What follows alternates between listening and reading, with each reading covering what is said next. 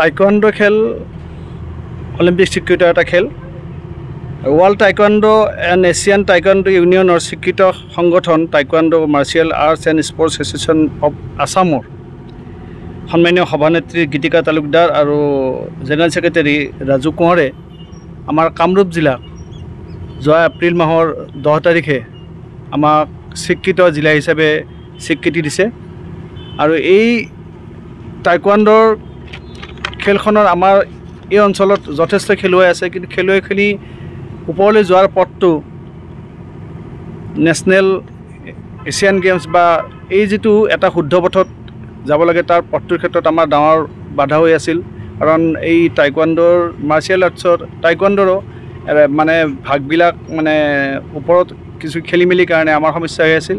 এতিয়া স্বীকৃত সংগঠন এটাৰ আণ্ডাৰত কামৰূপ জিলাই যেতিয়া স্বীকৃতি পালে, এতিয়া আমাৰ অঞ্চলটোৰ খেলুৱৈখিনিয়ে এটা শুদ্ধ পথেৰে আমাৰ শিশুসকলৰ পৰা এজ কেটেগৰীত যিমানখিনি আছে প্ৰায়খিনি খেলুৱৈ আগবাঢ়ি যোৱাত যথেষ্ট সহায় হ'ব। কাৰণ ৰাজ্যিক পৰ্যায়ত আৰু ৰাষ্ট্ৰীয় পৰ্যায়ত আমাৰ খেলুৱৈসকলে ইতিমধ্যে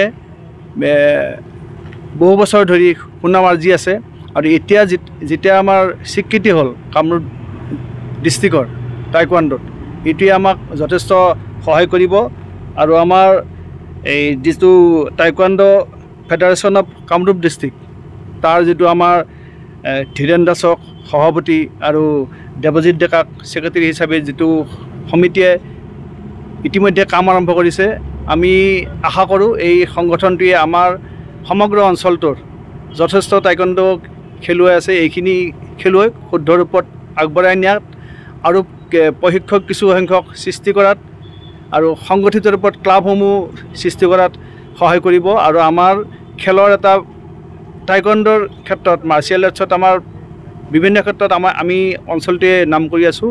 আৰু তাৰে টাইকোৱাণ্ডোত যিহেতু ইতিমধ্যে নাম কৰি আছোঁ, এতিয়া আমি এটা শুদ্ধ পথেৰে আমাৰ অঞ্চলটোৰ খেলুৱৈসকলে কামৰূপ ডিষ্ট্ৰিক্টৰ এই সংগঠনটোৰ আণ্ডাৰত আগবাঢ়ি আমাৰ অঞ্চলটোৰ সুনাম বৃদ্ধি কৰিব, তাকে আমি কামনা কৰিছোঁ।